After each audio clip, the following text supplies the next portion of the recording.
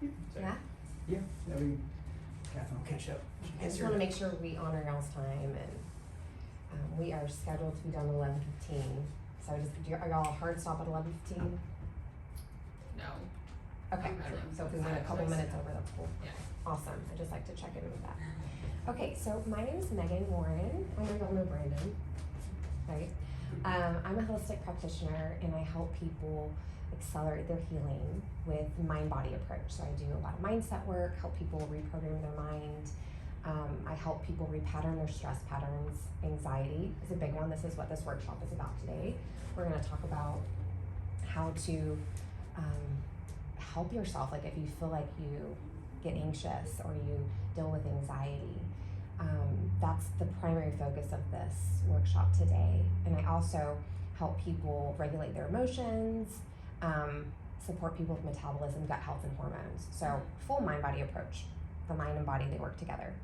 To give you guys a little overview, because our nervous systems really like to know what we're doing so that you're not caught off guard. We're gonna talk about what anxiety is. We're gonna normalize it.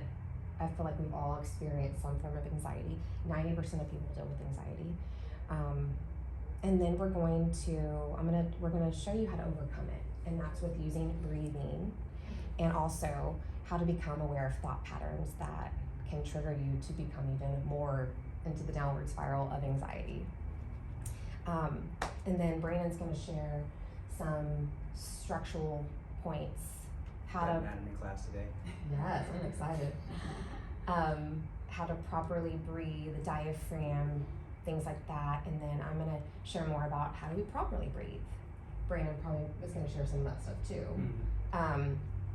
And then I'm gonna teach you girls how to do a breathing test so that you can do this at home.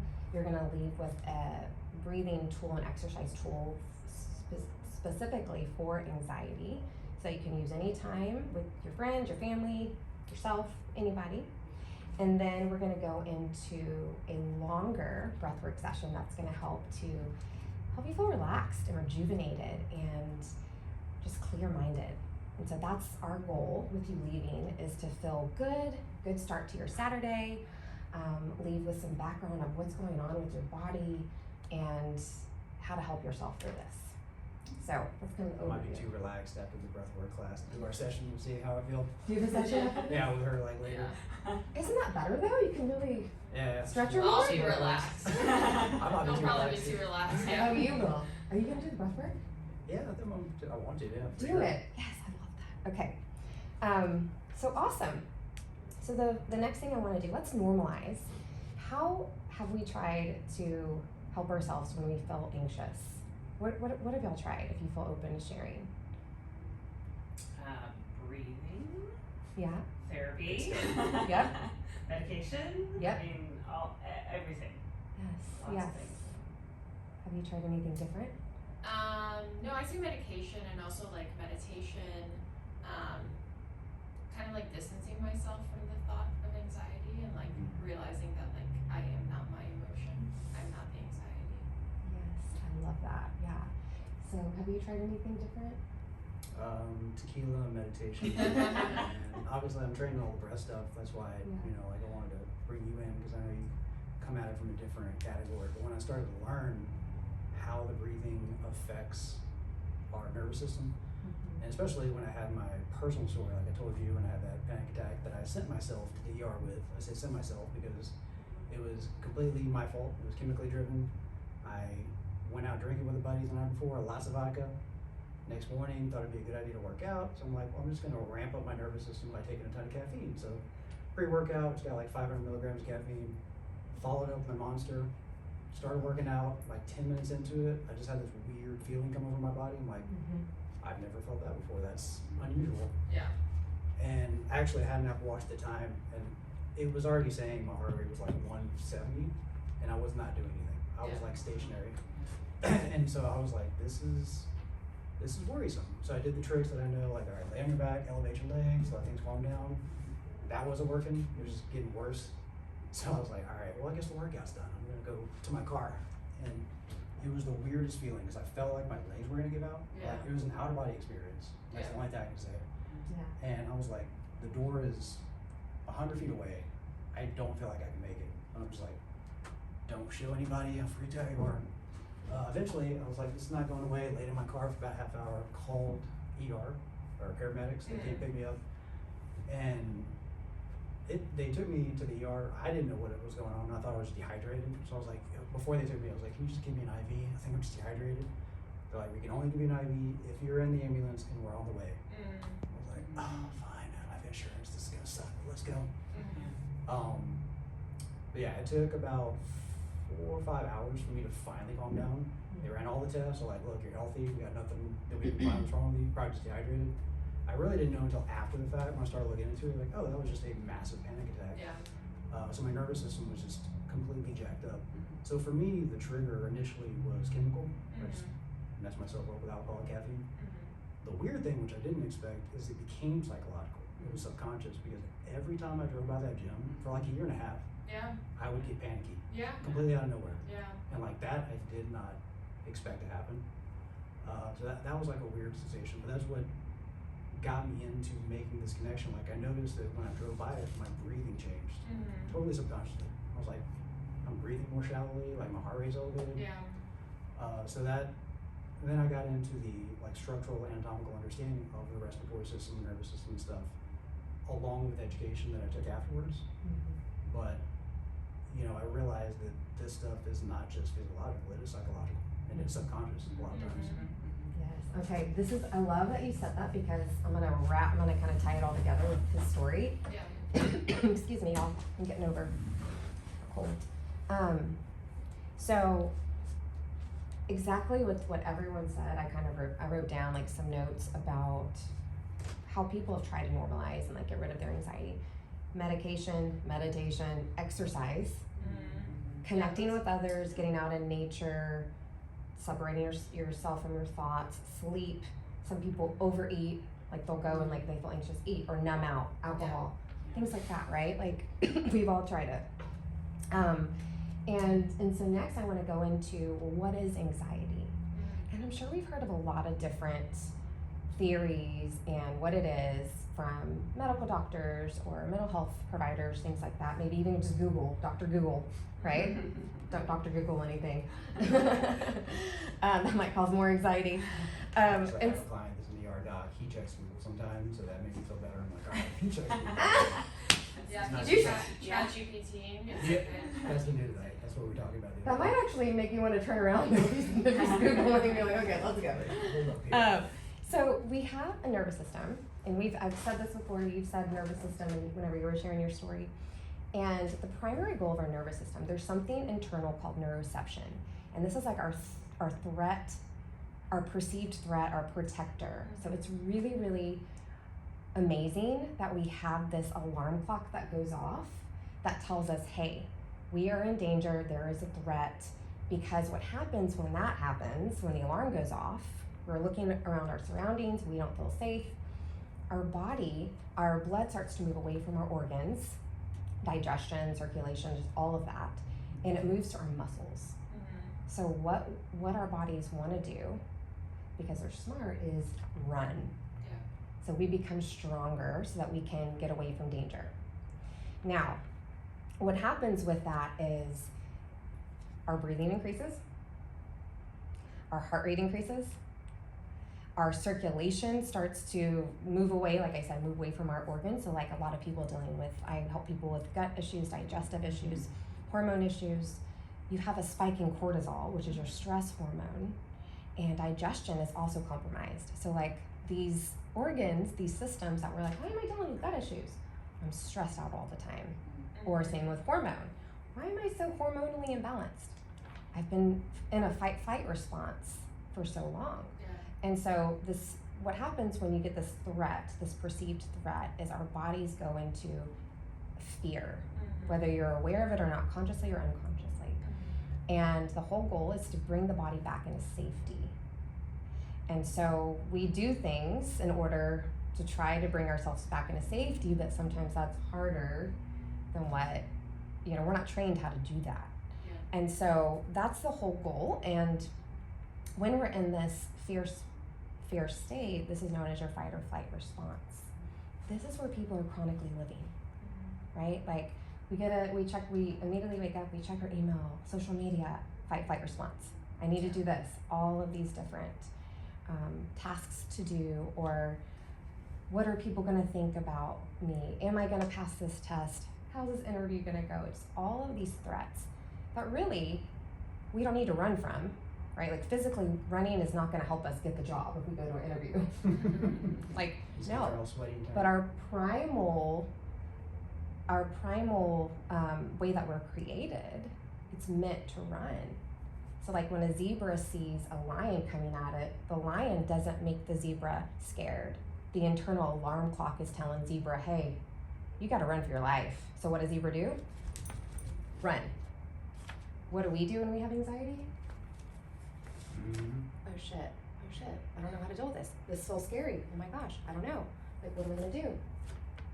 We are not running. We are living in our mind, and the cycle continues. And so what really anxiety is we're scared of the fear response that our body automatically does when we perceive a threat. Isn't that amazing? So if we can say, okay, is there anything to be scared of right now? Am I in actual danger? Or can I start to bring my body back into safety, which is what we're going to teach you today with breathing, and can I start to reframe my thoughts to really show my system that I'm safe? So similar to your story, there was one point where I've never really dealt with this type of anxiety before, but when I would get on the highway, I would all of a sudden get really scared because I was scared of the sensations that my body was giving me. I started breathing faster in my heart, I could feel my heart. And then I, of course, went into all the thoughts of, I'm gonna get in an accident, I'm gonna hurt somebody else, I'm gonna hurt myself, this is dangerous, I can't pull off, there's not a shoulder, like, what the heck? And so what I would do is first start to control my breathing. Breathing in, exhaling out, making sure the exhale is longer than the inhale. And then I told myself, you're safe. I'm safe. I'm safe. I got this. I'm in control. I'm safe. So doing those two things allowed me to bring my body back into safety, and then feel like back to my normal state, my regulated state, which is called ventral vagal. And so fight flight is when you're in this fear response state, worry, anxiety, fear, all of that, where most people are living.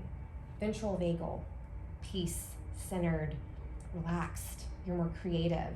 Your healing and repair is optimal when you're in this state. So this is why when people, we have so much chronic disease, there's a lot of different reasons, I'm not going into those, but it's primarily a root cause is because people are stuck in this fight flight response because of our expectations, society, all different things, foods we're eating, not taking care of our bodies, all of that. So again, the goal is to come back into how can we get back into safety with our body? How can we nourish our body, get sleep, move our bodies, start to think thoughts that are supporting me? Like, is this thought in service of me? So for example, I want to go into becoming aware of your thoughts. So if you are in this state of like, oh, I feel the sensations and they feel scary, I feel this rush of energy, the rush of hormones, cortisol, epinephrine, norepinephrine, adrenaline, you all know what I'm talking about, like that rush. Yeah. When you start to feel that coming on, you can start asking yourself, what have I been thinking about? Are these thoughts serving me? 9 times out of 10, it's gonna be hell to the no. They're not. And then how can you turn the thought around? So, for example, who has an example? Let's think of, I'm trying to think of, Like when we had anxiety at the moment? yeah, any example. Well, like I said, for me, like the initial trigger was all chemical. Like I did it to myself with alcohol, caffeine. Yeah. But that created, like that was such an intense experience for me because I literally felt like I was about to die for about 5 straight hours. That's the only thing I can say. So it was such an intense experience that created the fear of having it again. Yeah. And so aside, like literally every time I would drive by the gym, I'd see it on my periphery, beginning of a panic attack, like heart, breath. The other thing is kind of like your instance with driving. I've never had claustrophobia, never fear of crowds, none of that stuff. If I was sitting in a drive-through and there was a car in front of me, there was a car behind me, I would start getting a little panic because I'd feel trapped. And I've never had those sensations before in my life. But it was just what I knew afterward, what I learned is that I felt anxious and panicked because what if I have a panic attack? It was like the fear of having a panic Yeah. attack that was creating the panic attack. Yeah. And so that lasted for about a year and a half, until eventually, like I found both the anatomical reasons and the psychological reasons that was going on. But that was a serious thing. Getting on a plane was a panicking experience because all of it was like feeling, what if that happens Trapped. again? Yeah. Trapped, kind of like a trapped feeling, right? So Exactly. to turn that thought around, and the reason why that happens, by the way, is because when disturbing events happen, it leaves an imprint on the way mind processes information coming through. So it's not the actual event that's traumatic, it's how the mind is processing information. So you can have two people go through the same exact experience. Everyone's getting on a flight. Some people are fine, they're thinking about their vacation, they are good, they ordered that glass of wine. And then you have Brandon who's like, oh crap, oh crap, oh crap. Same experience, so it's not the plane, it's how mind is interpreting information coming through. And so this is how I help people reframe, like really, what I like to say is the avocado's stuck. This imprint is like a huge imprint that we need to smooth out so that it no longer is stuck and it just goes into our storage systems, which is our bodies. Bodies are just like a big vessel that stores information. And the ones that are disturbing, that get an imprint, anything that's familiar, you driving by, you getting on a plane, that rings in the mind as it's gonna happen, it's gonna happen, it's gonna happen, even though it's something different. Or it can be like any highway that you said it was like when you saw the same building, right? So it's familiar. Yeah. And so that's how mind is processing information. This happened, I'm scared of how I felt, anxiety triggered. That's exactly it. I have a question. Yeah. So, like, what I figured out is, like, for me specifically, and you mentioned this, like, at the onset, like, whenever you take a deep breath and you recognize that you're in control and there's nothing to be afraid of, I feel like for me, what triggers my anxiety is actually, like, the loss of control. And so, like, the actual, like, relationship with that thought, I wonder if what I'm trying to do is kind of change that and be okay with the loss of control rather than the, like, almost like smoothing it over and being like, no, I am in control. So what would you recommend? Like, because it's like a little different between having a different relationship with that thought that like actually triggers the anxiety versus like reacting to the anxiety and having more of like a suppressive reaction to it, if it makes sense. Yes, that does. So what I'm assuming is you can't control the situation, right? Yeah, never. So that is where you get to redirect, what do I have control over? I have control over how I'm breathing. Right. Because I guarantee in that time, you're probably breathing from the chest and not from the diaphragm. So that's what we're gonna teach you how to do today. Bring it back to, I can't control that, but I can control how I'm breathing, and I can control the thoughts that I'm thinking in my mind as far as my safety. In this moment, I am safe. In this moment, I am safe. My breathing is controlled. I'm feeling good, and that's how you bring yourself back to the present moment. That's the other thing. Can you look at something, this red table, the blue sky? When you bring yourself to presence, you then get out of the fear and you're locked in the present moment. That's gonna bring your nervous system back into safety, back into that ventral vagal state. So, does that answer your question? Yeah. Okay. Yeah, because we want to try to control the situation. We can't do that most of the time. So what can I control? Because the truth is we all like to control things. Yeah, I think that's big. Like, actually, like, when I'm on a flight, and I fly a lot for work, I'm actually totally fine. Like, I'm fine as per, like, I have people next to me that are, like, gripping my hand when we have turbulence, and I'm like, it's out of my hands. And that's when I feel, like, almost, like, most at peace. Like, when I lose that control to somebody else. It's like, I can't do anything about this. But then in my daily life, I feel like I experience a lot of, like, trying to control a lot of different things, and that's where I think the anxiety happens, is when I can't do that. Yeah, so- exactly like you said, like we're having the same experience. Like Yeah. we could be on the same plane, and in my head, I'm looking calm, but in my head, I'm like, oh god, just hold on, just hold on, just hold Yeah, on. yeah. And it's not like turbulence or anything. It's just like I said, figure attack, panic attack, and you're like, oh man, this is great. Yeah. So in your situation, you know the expectation, you know the outcome that's going to happen. You're going to arrive at your workplace like 9 times out of 10, right? Like, Hopefully, yeah. which is why you're like, okay, with stuff in your everyday life, you don't necessarily know how things are going to necessarily work out. So we think we're in control. Mhm. And that gives us a sense of like holding on tighter. Yeah. So if you could apply how you apply traveling for work in the same situations in your everyday life, and just know that you're gonna get there one way or the other. If you can surrender, The surrender. you're gonna feel so much more at peace. You're gonna enjoy what you're doing more, and you're gonna have more fun. Yeah. Because whatever's gonna happen is gonna happen, whether you like it or not. So like, why not loosen the grip, enjoy the life, put yourself on cruise control, and sounds easier than done, but Yeah. once you start to practice it with, I recommend one thing. What is one thing that you were trying to control? How can I apply this flying situation to this? And just test it out and see if it works. Okay, so I'm gonna, Mm. I forgot to have the microphone. Well, actually, you were close to the camera, so you're probably. Okay, so I'm We'll gonna, record this, by the way. If the audio and video turns out well, we'll send you all a copy in case you want to like rewatch it or like send it to people. So are we recording? yeah, Okay, I was awesome, recording already. perfect. So is it my anatomy lesson? Yeah. Okay, now y'all can go to sleep. Oh yeah, I meant to give you this. I'm gonna keep it. Sorry. It's just the outline. Oh, okay. You don't. Yeah, obviously I've talked to both y'all about diaphragm and our respiratory system and how our posture and positions affect that. So I want to kind of tie some stuff together, some that I've talked about, some that I haven't. So diaphragm, you know, obviously a lot of people have heard of diaphragmatic breathing. What does that mean? Diaphragm is this black outline right here is the diaphragm muscle. So it's basically a wall between our upper trunk, so like our lungs, heart, and our lower trunk, which is all of our intestines, liver, you know, like viscera. When we inhale, the diaphragm pushes up, it contracts, and when we inhale, it flattens out and contracts.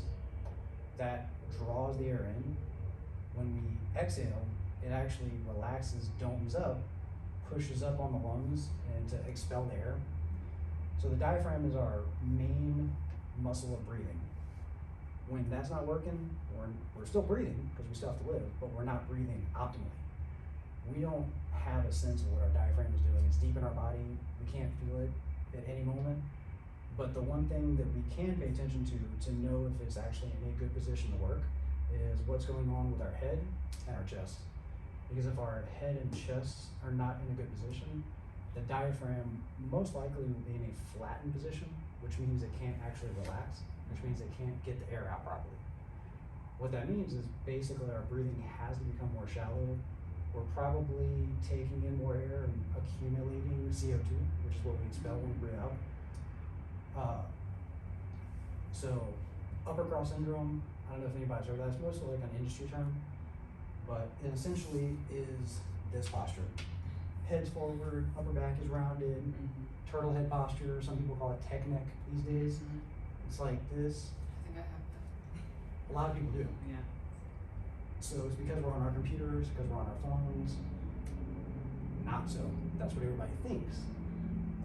Upper cross, I can't remember if I've talked to y'all about this before, but this upper cross syndrome was identified and named by a manual therapist, Vladimir Yanda. You just noticed a lot of people are coming in with pain, different parts of the body, it could be their back, it could be their neck, or whatever. But he was very observant. He noticed, like, man, all these people that come in with different pain, they're like this. Like, there must be a connection. So he analyzed, there's certain muscles on the front of the body that are tight. The neck, upper chest, these muscles pull the head forward, pull the shoulders up. Weaker muscles are on the backside, that's where we're all rounded forward. So he's like, all right, well, there's probably some posture things. That was in 1979. So he found this posture in all of his patients way before smartphones, way before people had computers. So like, what's the common linkage? People have been breathing shittily for a long time. So he didn't make that connection. He, at the time, didn't put the respiratory factor in place. But if you look at the muscles that he did find, which are overactive, these are the ones that are involved in breathing in when our diaphragm can't work well. I was actually talking to my client who's an ER doc, and I was telling about this. He's like, oh yeah, that's what children, when they're going through like an asthmatic episode, they go like this. Because they're in an emergency breathing state. Their diaphragm's offline, so they're just using all these muscles to try to get air in. So to correct that, people, then and now think about like neck exercise, like, oh, we have to push our head back. If you don't correct how your diaphragm is functioning, you don't correct the posture that your diaphragm is in, you'll always be using secondary respiratory muscles, which are these muscles right here, which are the ones that we use when we're in a fight or flight or a panic state. So there's basically like a cycle in our nervous system. If our brain is picking up that there's tightness and tension of these muscles, it assumes we're in a fight or flight. So it triggers the same cortisol, epinephrine, like all these hormones that are involved in like motion. So relaxing the head, relaxing those neck muscles and upper chest muscles will actually also over time teach the brain that, oh, I'm in a relaxed parasympathetic state. So the printout was kind of bad on this. You can't really see the line, but this is the rib cage. So basically here to there, that's the pelvis. And I think, like I've talked to both of y'all about this, the rib cage and pelvis have to be in a kind of flattened neutral state for the diaphragm to dome up properly. And again, that's exhale. If we're in this, which you can kind of see on this posture, this forward head also means the lower back arches. So you're, it's gonna sound good in the video. So aside from the forward head, the back has to arch here, your butt sticks out, the abdominals distend and come forward. So this forward head posture is also associated with lower back arching. When this lower back is arched, which is what that picture is, that's also flattening the diaphragm. So a lot of people are walking around like this, thinking this is normal, why does my back hurt all the time? Aside from the tension that we're putting in our back, we're taking the diaphragm offline completely. So just like some of the stuff I taught you, getting the pelvis to roll back will naturally bring everything, the head, the neck, and the shoulders back and stack everything on top of each other, which that's what that is. Those straight lines is the back line and the front line. So that's why I'm so big on getting the rib cage and the pelvis to come backwards, because that allows the diaphragm to dome up and then also contract. And so getting the air out and getting in that position allows the diaphragm to do what it's supposed to do. So just doing breathing and not being respective of where our diaphragm is and if it can work properly, you're not going to get the most out of your breath work. I think that's all I wanted to go over. So we'll go over a couple of positional breathing. I've sent you all some already, so like some of the stuff you've already got, but I think before we do your breath work thing, we'll go over 2 positional breathing activities that will help get that diaphragm in a position to do work. So that way you can combine what she does and then also make sure your body's in a position to allow the diaphragm to do what it's supposed to do. So we'll do that like right before you do your coaching. I think that's it. Y'all have any questions on the anatomy? That's why whenever I like meditate and I'm like a little bit like, I feel like my back is slightly arched, I feel like I get so much more out of it than like when I'm like up front, like in this like very straight back. Yeah, that's dead end, and that's what we think that this, this like military posture, it's more attractive. That's what we should all be standing in all the time. But it's called military posture for a reason, because these military people are about to go do work. If you're in a relaxed, restorative, parasympathetic state, it's the reverse of that. Doesn't mean you want to walk around like this all day, but especially if you're doing your breathing exercises, just like you said, a relaxed back, slight rounding, the pelvis, tailbones tucked up under you, that is a signal to your brain like, oh, I'm not in a dangerous position. When your back is arched and everything's pushed forward, your brain's like, all right, we're about to do work, what's up? So yeah, it's very attentive for you to pay attention to. Love it. Okay, so something that I forgot to mention that I want to share. Y'all mind if I just, oh, I don't think the camera can see. Okay, no, I'm good. Okay. what I was gonna say about the recipe for a panic attack. The sensation, so you feel the rush, the sensations coming in your body to strengthen your body. That's why they're happening. Oxygen, so the way that you're breathing.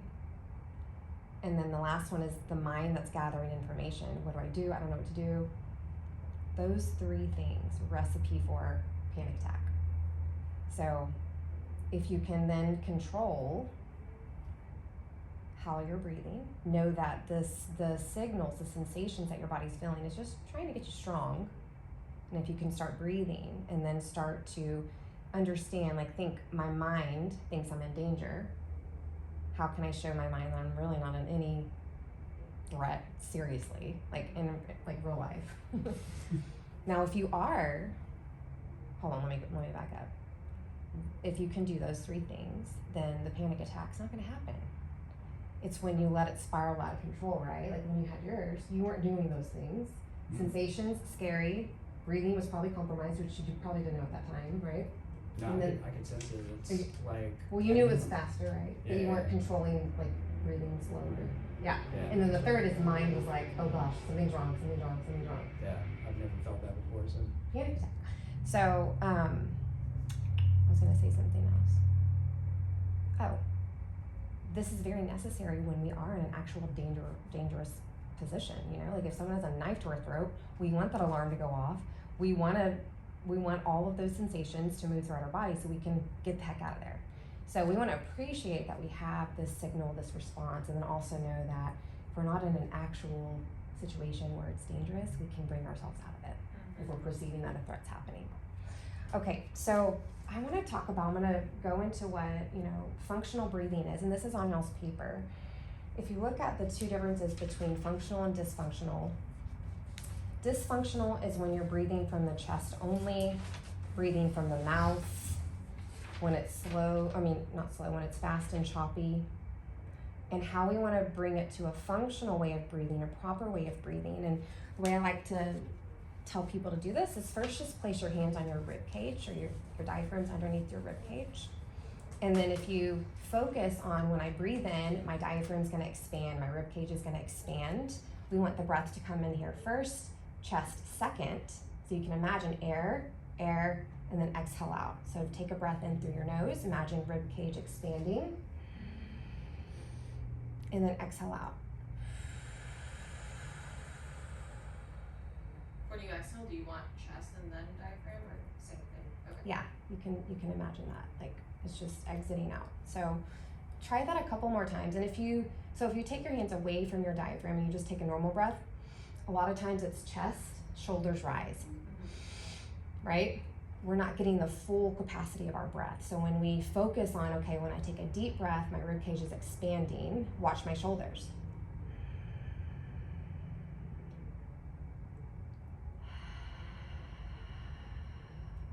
Versus,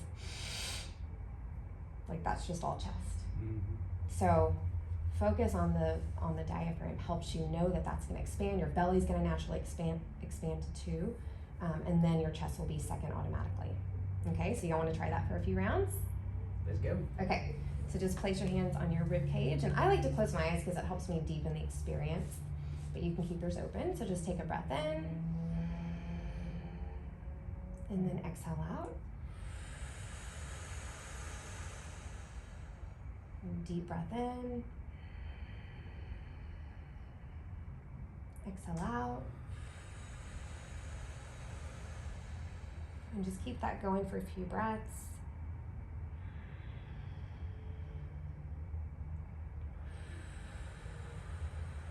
And now place your hands on your lap and see if you can do it without placing hands on ribs, and breathe in.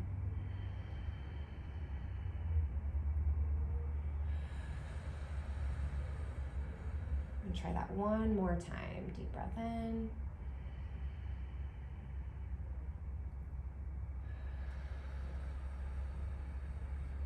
And how do you feel?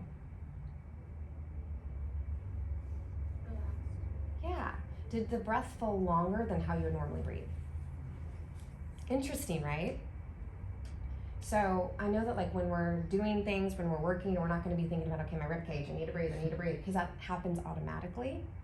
But if we start to practice bringing our attention to our rib cage when we're practicing proper breathing, functional breathing, it's going to become more natural for you to just naturally expand that rib cage. Okay, so the next thing, we're going to do a breathing test. And so if you have, did y'all have a cell phone with you? Can y'all take out your timers?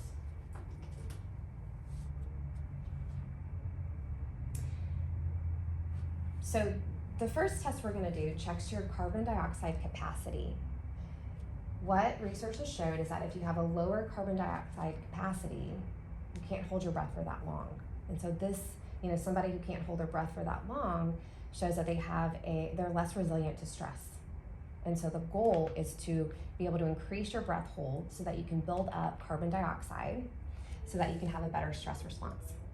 Okay, so this is called the Bolt test. And what you're gonna do is you're gonna take 3 normal breaths, so just like we did. 3 breaths, and on the last breath, the 3rd breath, you're gonna hold your breath and just relax your body.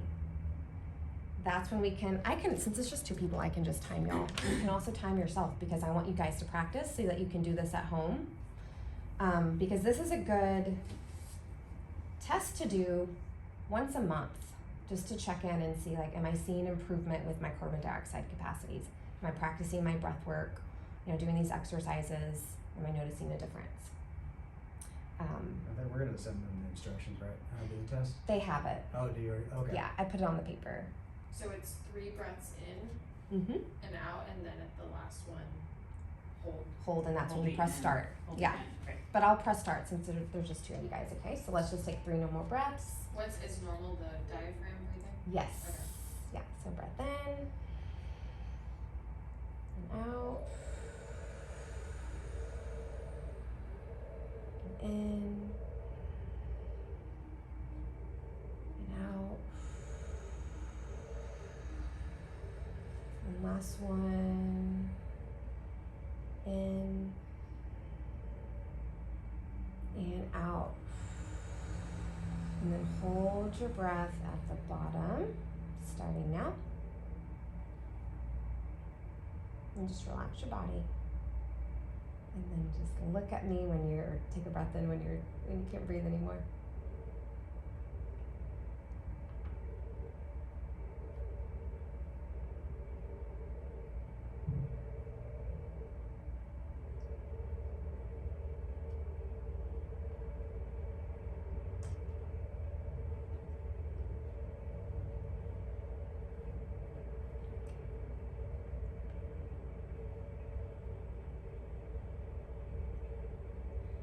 Okay, really?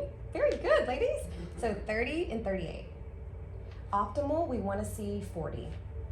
So like 30 to 40 is average. That's great. Some people I see, they're at a 6. They're at a 10.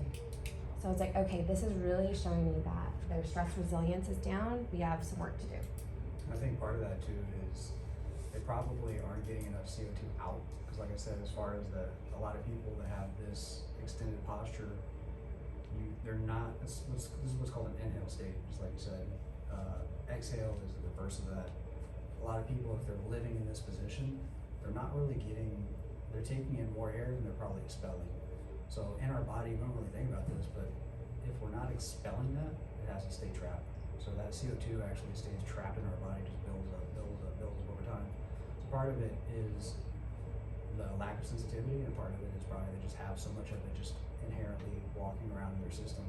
And so that's why the position that we're breathing is important, because we can't really fully exhale if we're like this all the time. And so yeah, it just goes exactly what you're saying, is that I bet if you look at those people's postures, they're probably arched back and raised chest.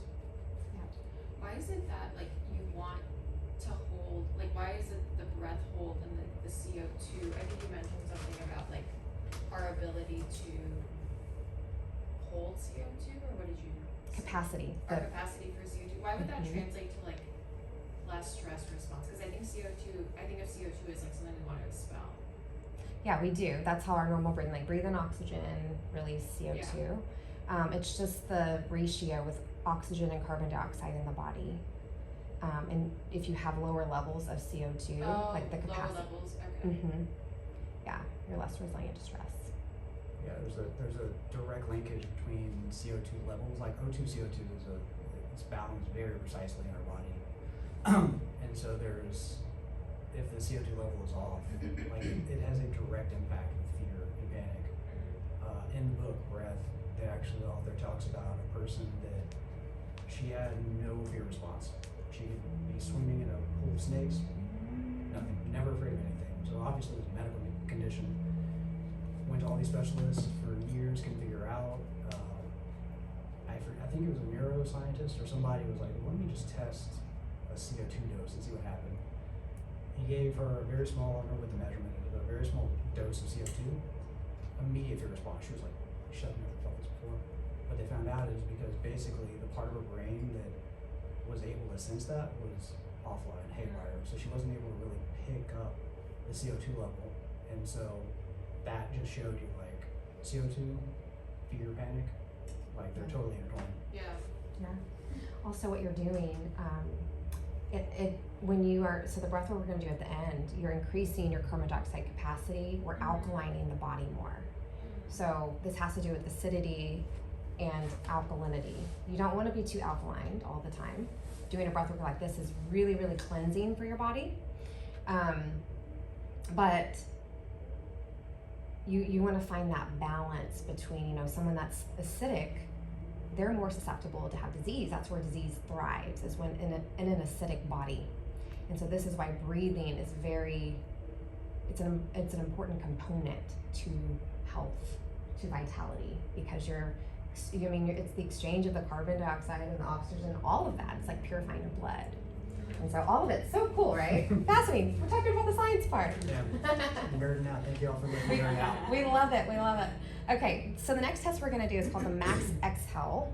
And this is measuring the capacity of like how strong your diaphragm is. And so what we're measuring here is the length of the exhale.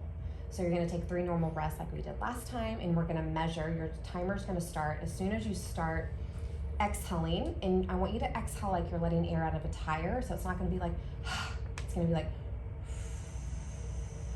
slow and controlled. As soon as the exhale is complete, I'll hit stop.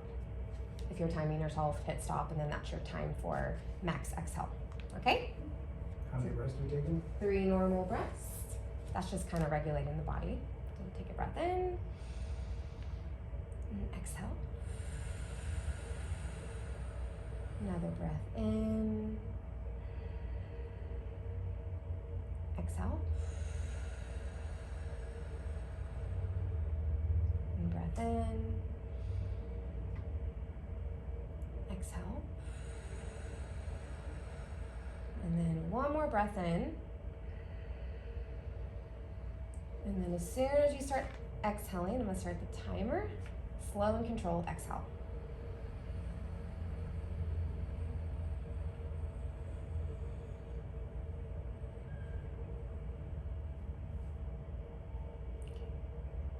You still good? No, okay. Okay. So I think you had 11 and I think you had 13 around that time. Y'all might want to check yourselves when you get home. I wasn't even checking you. Okay, so with this one, we want it to be similar to our first number. Isn't that interesting? So if you had a 30, that just means like doing diaphragm exercises. So one that you can do if you place your fingers, you can give yourself a diaphragm massage. You can feel the tissues, it might feel tender. So underneath, you want to just place your hands underneath the ribs. Yeah, it feels kind of weird at first, right? I mean, my breath work, the guy I got trained with, he can put like his whole hand in his diaphragm. Whoa. Yeah. He's got some strong IOs and TAs. Is that what that means? Well, Yeah, and the abdominal muscle on the side. Yeah, so you don't want to like cram it, but just a gentle massage. You could do that a minute a day. Also, like stretches. Yoga is great for this, right? Because it helps to expand the diaphragm, and so that's the mechanical part. And I'm sure posture is going to improve that too, like what Brandon was talking about. All of that kind of plays into how we can get this number up higher. Okay. Okay, so the last thing that I want to go over with y'all before we get into the longer breath work is the anxiety breathing exercise. And we're gonna do this, let me see, I wanna make sure we're good with time. We're just gonna do this for a couple of minutes. So with this breathing exercise, you're going to take a breath in, pause, breathe in again. It's gonna be like a little hiccup of air, right? And then exhale out with a sigh. Like it's a Friday and it work's over and you're just letting it go. And so again, it goes, breathe in, pause, breathe in, exhale out. And so let's try that for 6 breaths at your own pace. Breathe in, pause, breathe in, exhale out. Breathe in, pause, breathe in, exhale. 4 more times. Breathe in, pause, breathe in, exhale. I can already feel the sensations moving throughout my body. Breathe in, pause, breathe in, exhale. Just 2 more times. Breathe in, pause, breathe in, exhale. Last one, breathe in. And then breathe in as much as you can and exhale out. And just tune in and notice how you feel.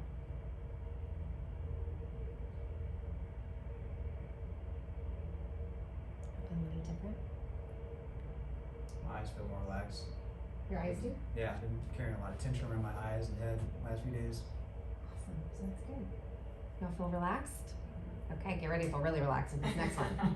So that's a good tool just to do anytime you feel that, like, oh gosh, I'm getting scared of the sensations I'm feeling, or I'm about to do a presentation, just got an email from somebody, my mother-in-law sent me a nasty message, whatever it is, my husband pissed me off. Sounds like that was coming from the heart. What? Sounds like that was coming from the heart.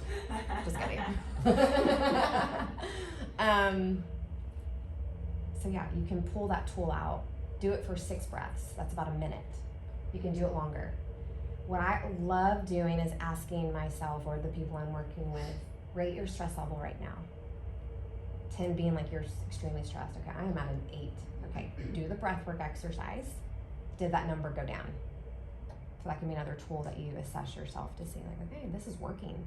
Do it for another round. If you're, if you were an 8, now you're a 6, and you want to be a 4. But that's a really good, effective tool to help the body feel safe. Mm. Okay, so the next thing we're gonna do, is there anything else you wanted to add before we do the big breath work? Yeah, I was just gonna do like 2 positional breathing. Let's do it. So like, I mean, I talked about this to both y'all, but the position that your body's in is what's gonna allow your diaphragm to function optimally. And because a lot of times we're in this state, just getting more of a like flexion in the lumbar spine and upper back allows the diaphragm to fully relax. So there's 2 that are super simple ones. One's called modified child's pose. And so, child's pose in yoga is like this, you're outstretched. Modified just means you're bringing your elbows, you're still sitting as far back as you can comfortably on your heels, but you're gonna bring your elbows right under your shoulders and kind of push your elbows firmly into the floor. So this is kind of a relaxed upper back. Drive your elbows into the floor and your upper back's gonna round even more. Your shoulder blades are gonna come apart. Y'all can actually practice this one right now if you want. That feels great. Yeah, so you maintain that position with a relaxed neck. And then in this position, you're just gonna maintain that rounding of your spine. Make sure your neck is relaxed. And then just breathe like Megan says. Inhale through your nose slowly. The inhale should be nice and quiet. So it should be near silent. And then when you've got all the air in, just fully exhale through your mouth like you're kind of blowing through a straw. For as long as you can. Do 4 breaths of that and pay attention. Alex, round your back a little bit more. Yeah, that's better. So pay attention to, as you inhale, if you can sense a stretch going on between your shoulder blades and your upper back. If you feel that, that's great. That means you're directing airflow, your lungs are expanding into your back, which is awesome. They normally don't get to. And then as you exhale fully from your mouth, pay attention to your waist muscles, the side abs basically. See if you can feel those working a little bit on that exhale. So on the inhale, you're kind of stretching your upper back between the shoulder blades, and on the exhale, you're kind of feeling a little bit of a contraction and tightening of your waist muscles. I didn't mention in the talk about the diaphragm, but the side abs are what allow the diaphragm to work. So these muscles right here are what stabilize and stack the rib cage over the pelvis. When we're like this, these muscles are weak and offline. So the benefit of doing these positional breathing exercises, you're actually strengthening your abs too. So that's why this position, it gives them good leverage to do work, is so important. So that one's a really good one to do. There's another one that ideally you do it like sitting on a bottom step. You're about 6 inches, but you can kind of just do it here. But you're gonna bring your feet as close to you as you can. Knees are gonna be close. And then reaching like you're trying to grab something in front of you. That's gonna put you in that same upper back position, but your hands are kind of relaxed on your knees. And then same thing here, inhaling through your nose. The key here is not to rise up when you inhale. You shouldn't shrug your shoulders and you shouldn't come up. So inhale by keeping everything rounded and reaching. And then exhale. And reach forward a little bit more. You should feel a little bit of a deeper stretch between your shoulder blades. So you do 4 breaths here, inhale through your nose, nice and relaxed. Feel that stretch between the shoulder blades. Exhale, reach a little bit. And like I said, you should feel kind of your side abs working. Is neck relaxed? Like this? Yeah, neck is just relaxed. Okay.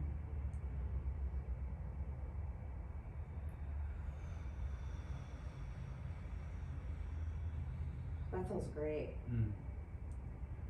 So I like to, doing it without any tool is beneficial, but what I like to add a straw or a balloon to blow out into is because it's basically resistance for these abs. It's not resistance for the diaphragm. You're not strengthening the diaphragm necessarily, but you're strengthening the muscles on the waist that allow the diaphragm to function properly. So that's why I have people blowing into a balloon eventually. People are like, why am I blowing a balloon? I'm not going to a party. But it's strengthening these muscles that need to be strengthened so that the diaphragm can actually pump like it's supposed to. So it's actually, I saved out a couple of straws. So instead of blowing into a balloon, we're just going to blow into a straw. And then pay attention to if you feel more work coming from the abs. You should, because it's basically you're putting more resistance. There's more resistance into your exhale. But the same thing, you're just inhaling through your nose. And then blow through the balloon about 4 breaths. Oh, you do that? You want a balloon? Oh, sorry, not the balloon, the straw. Just use the same balloon for people. The straw is kind of Where's like our tequila, Brandon? it's at the end after we're super relaxed. Alright. Don't drink tequila through a straw. Yeah. Unless it's a margarita. Oh boy. Yeah, that would be, y'all wouldn't see me anymore.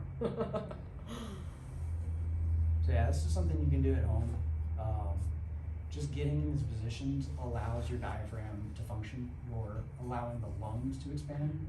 That's the other benefit of this, is that the lungs want to expand 360 degrees. But if we're like this, and this is something that a lot of people do when they're working, you know, we're in this position, like, oh, I'm gonna get the edge of my chair, I'm sitting at the desk. Diaphragm's offline, your lungs are not expanding, you're using your secondary respiratory muscles. This is another reason why at the end of the workday, people are like, I'm exhausted, I haven't moved, but I feel anxious and exhausted. You've been using your emergency breathing muscle the entire day. So that's why posture position is so important for breathing. And then that's all I want to do. I'll send you all those exercises. I know I've sent you all some more, but. What's the optimal seating position for working on a laptop? So screen should be at least eye level. So the other thing is, like the forward head posture, there is a vision component to it too. A lot of times our eyes get weak throughout the day, so Yeah. like, Yeah. so you want to have the thing about eye level or maybe a little higher.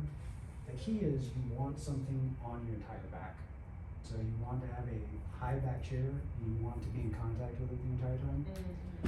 The other key is you want to have your knees at least even with your hips, if not a tiny bit higher. So this just helps you to retract a little bit. So now your diaphragm can actually work, your neck and head is relaxed. That's what I would recommend. So if you put yourself in a good position and stay there, all your breathing muscles can function the way they're supposed to. But laptop height is super important too, because if it's lower, you're just naturally gonna get closer to it by the end of the day. Yeah. So there's actually, this is totally off topic, but there's a vision exercise that I recommend everybody to do if you're working at a desk all day. It's called a near fart. So basically you would hold your thumb or a pen, bring it close to your eye, and then look at something at least 20 feet away, and then bring it back. Do that 10 times, and that will fight back the fatigue that your eyes feel throughout the day. Yeah, so I'll send you all that one too. That's a simple vision exercise that I recommend everybody do if you're sitting at a computer all day. I wanted to share, there's a chair specifically for really, really good posture. It's called Anthros. It's like, you have? Yeah. It's really, really like a whole bunch of team of like chiropractors and people that help people with pain. They I haven't seen created that this before. chair. Oh wow. That's I'll cool. send it to you if you want to Okay. follow them. But if y'all have access to have your own chair, this can help your posture if you sit at a desk all day. That was awesome. Okay. I didn't hear that. Are y'all good with staying until like 11:20, 11:25? Are you okay? Like, Yeah, because what did it, 12, right? Yeah, 12. Yeah. Yeah, I'm okay. I was planning to do something at 11:30, but we'll be done at that time. okay. Like if you leave at 11:25, that's okay? Okay. Or do you need to get? No, I'm asking you. Is that okay? You Because I can shorten it. The breath work. Well, I don't want to shorten it for everybody. It's okay. I'm Can fine you do with 15 whatever, minutes? honestly. We can do. Yeah, we can do shorter. Okay, maybe we can do like a 50-minute, and then you can leave, and we can do like another 5 or 10. Yeah. Would that work, or does it have to be all at the same time? Well, it's gonna be. So let me explain. Let me explain what we're doing. So I'm gonna walk y'all through. It's gonna be longer breaths. So we're gonna do a count of 8, where you're breathing in for 8 seconds, and you'll hear me counting, and then I'm just gonna let y'all do your own pace and rhythm. If you are doing it longer than 8 or shorter than 8, that's okay. But I want you to just have the feeling of like, what is this rhythm? What is my rhythm that feels good? So we're gonna do like a count of 8, and then I'm gonna move you to, I'm gonna say, okay, double time, count of 4. So then your breath, instead of 8 seconds, will be 1, exhale, for count of 4. So count of 8, inhale, count of 8, exhale, count of, 4. And then the next song, we're gonna do 8, 4, 2, and then the next song is gonna be 4, 2, and so it's gonna get faster. I'm gradually getting you guys into a 1 count breath, where it's, you can breathe in through the nose. Okay, you can do it all through the nose. If you want a more calm, relaxing experience, it's gonna be through the nose. If you want a more intense experience, you can breathe through the mouth. There's gonna be times where I'm gonna say, okay, and take a deep breath and hold at the top. I'm gonna tell you to squeeze, so you're gonna squeeze your body and then exhale. And then you're gonna hold at the bottom. And I'm gonna tell you to hold, you're gonna relax your body. You might feel tingly sensation. You're gonna feel really good. And then take a deep breath in, and then we're gonna start the second round, okay? So there's gonna be different lengths of breaths. There's gonna be holds. At any time, if you can't hold your breath, breathe. It's totally fine. But yeah, what I'm doing is I'm purposely putting you into a parasympathetic state in your nervous system where you're calm and you feel good, and I'm purposely putting you into a sympathetic state, which is that fight flight, so that your nervous system can start to learn how to be flexible instead of just staying in one state, which that fight flight is where most people are. So to cut it short, we don't do it for like a full song for the counts. Okay. We'll make it work, okay? So I'm just gonna kind of move y'all through it. You're gonna still have a great experience and feel good at the end if you're breathing for 15 minutes. Okay? Any questions? Ready? Okay, so just I wanna normalize tingling. You might feel change in temperature, like feel warm, feel cold, lightheaded, yawning, all that's normal. Okay? So don't get scared of the sensations and cause an anxiety. I'm just kidding. Just we all have a panic attack at the end. And you can lay, like if you want to lay on the tables, you can do that. You can lay on the floor, you can stay seated. It's up to you. I'm gonna get my music ready. We're gonna ondulate. Your session. Here? Yeah. Okay. The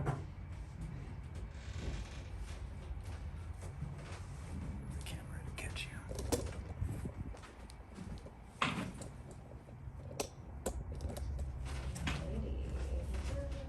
Not think Frank Sinatra, that was on my, I like to play Frank Sinatra whenever I'm cooking dinner. Recommend an Italian restaurant.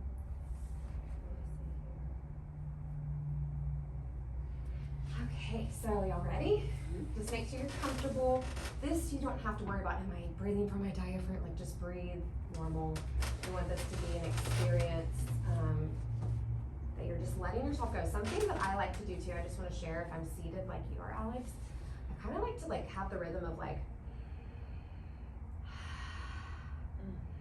So if you feel like you want to move around, same thing with you. Like if you want to do it, and then if on your exhale, if you like to, I like to make noises. I like to go. Let it come out, okay? This is your chance to just release anything that you might be holding on to, any tension. Let's go ahead and rate what level of stress you feel like in this moment, and then we're gonna check it at the end, okay? So just, you can keep it in your head. And then when we're ready, start sober. Okay, so go ahead. Is that good with sound, Brandon? Yeah, it's good. Can you put that closer to? Yeah, probably catch Okay. Okay, so go ahead and take it in. 2, 3, 4, 5, 6, 7, 8. Exhale. 2, 3, 4, 5, 6, 7, 8. In. 2, 3, 4, 5, 6, 7, 8. Exhale. 2, 3, 4, 5, 6, 7, 8. In. 2, 3, 4, 5, 6, 7, 8. Exhale. 2, 3, 4, 5, 6, 7, 8. In. Find your rhythm. And exhale. And just notice the sensations you feel in your body. And so you can relax on the inhale. And exhale and relax the body. Letting your thoughts just fade away.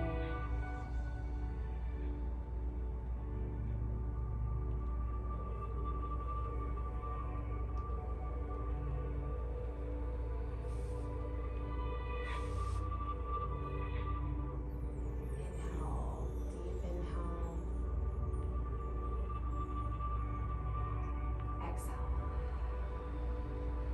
Now we're going to move to a count of 4. So in 2, 3, 4. Exhale. 2, 3, 4. In 2, 3, 4. Exhale. 2, 3, 4. In 2, 3, 4. Exhale. 2, 3, 4. In. Exhale. Inhale. Exhale. Inhale. Exhale. And on your next inhale, we're going to hold at the top, squeezing all the way up to your head. Exhale out. Hold at the bottom, relaxing the body. Holding the breath, noticing the sensations you're feeling.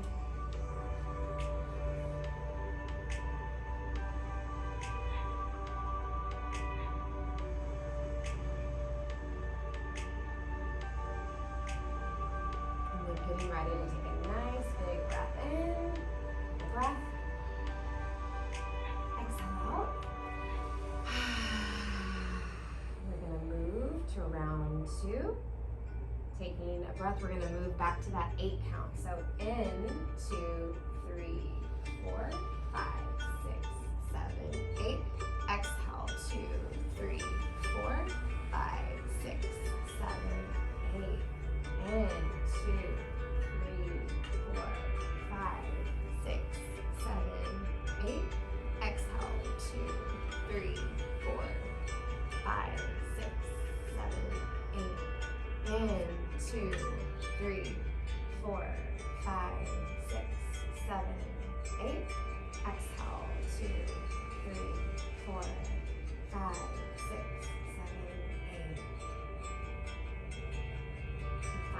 rhythm.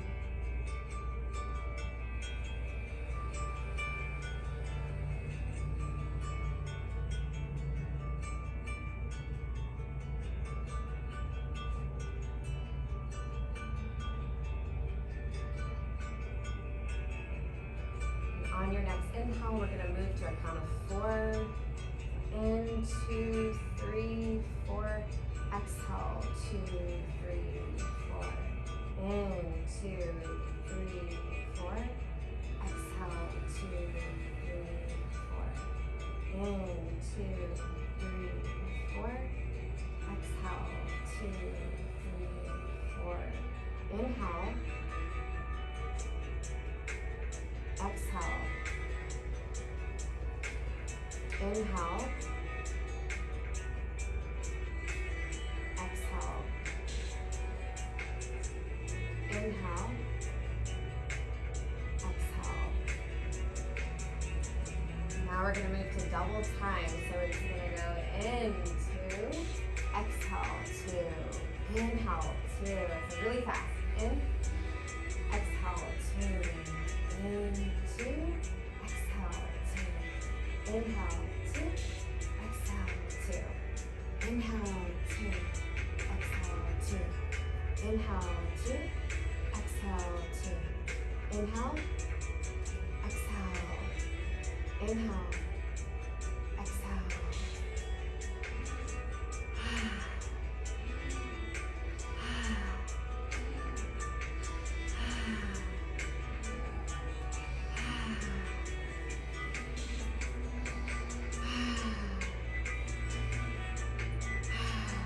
On your next inhale, hold at the top.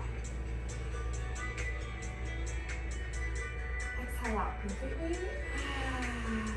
Let it be audible. Let yourself sigh on the exhale and then hold at the bottom.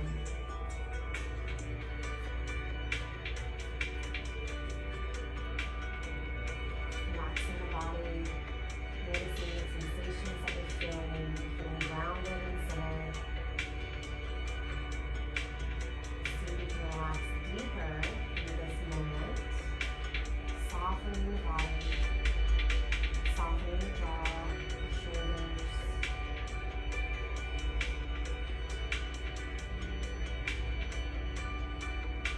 And a deep breath in through the nose. And exhale it out into the side. Beautiful, beautiful. Now as we move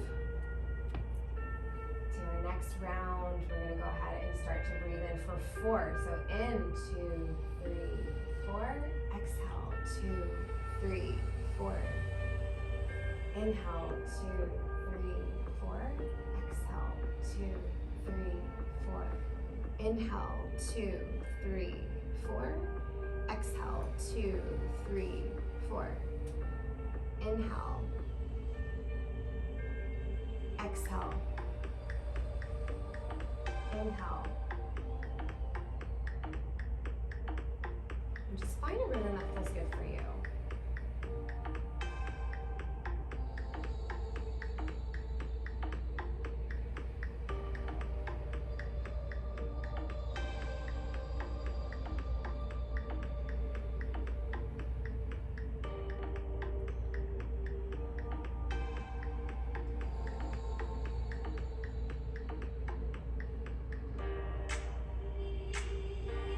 We're going to speed this up to be double time. So inhale, 1, 2, exhale, 2. Inhale, 2, exhale, 2. Inhale, 2, exhale, 2. So you want your exhale to be loud. So you're just letting go of the day.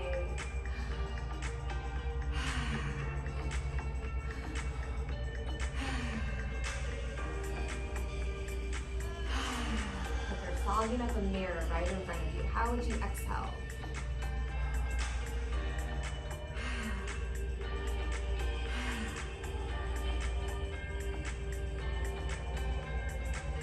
And if you want to speed this up, you can make it even faster to intensify it so it sounds like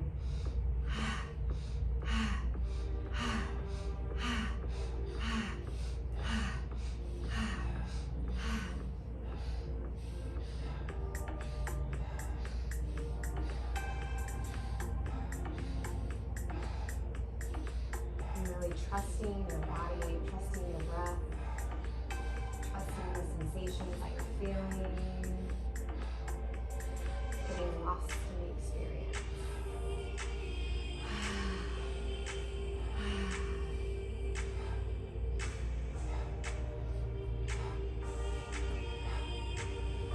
And on your next inhale, we're gonna hold at the top. Big deep breath. Exhale out with a sigh.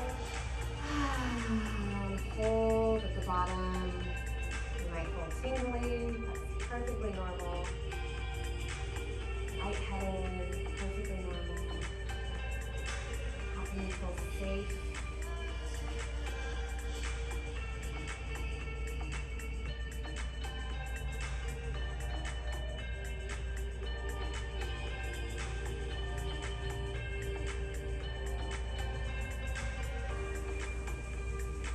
Breath in.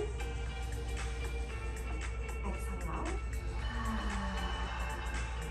And then just coming back to whatever pattern feels good for this last song. So maybe that's a count of 4.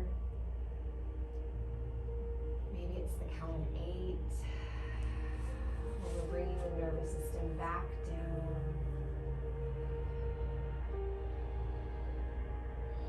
And just notice how much better your breathing quality is right now.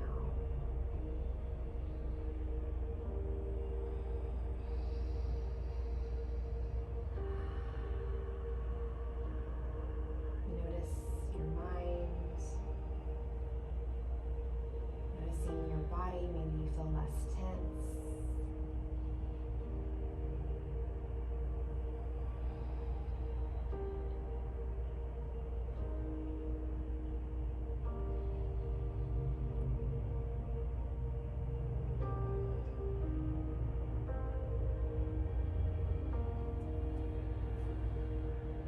Just letting yourself fall into the feeling that you're feeling now. Deepening into this present moment. Feeling your body supported by the floor or the table you're laying on or sitting on.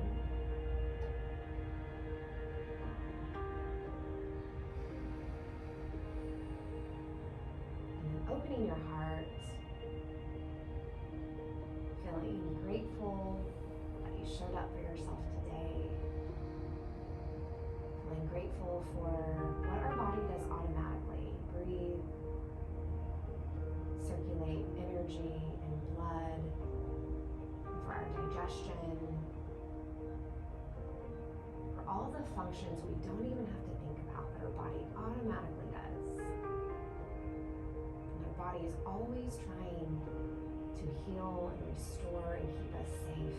So how can we give our body a little more love today?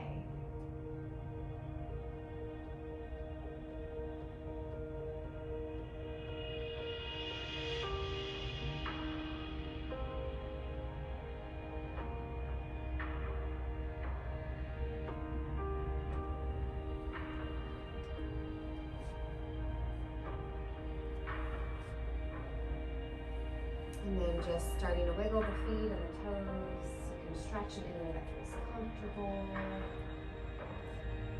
Opening your eyes when you feel ready.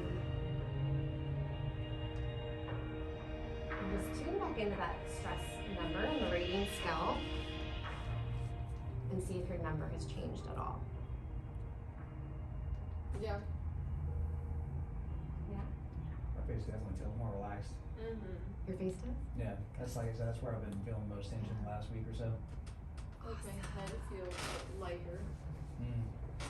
I don't know that breath. I don't know that. So do y'all feel different? Do you feel different than when you came in today? Yes. You'll have some tangible tools to walk away with. Awesome. Yeah, I said, well, like all the stuff that I went over to, I'm so relaxed, I'm like talking slow now. Yeah. Like Matthew McConaughey. You Yeah, I do did. the raffle? Oh yeah, so we'll do a giveaway. See if it comes. Did y'all read the book, right? Can't remember. No, I haven't read Okay. it. It's an amazing book. It's actually really entertaining too. But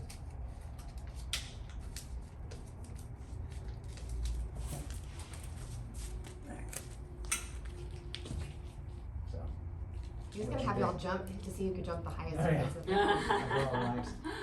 I'll let you pick. Well, that's closer. That's easy.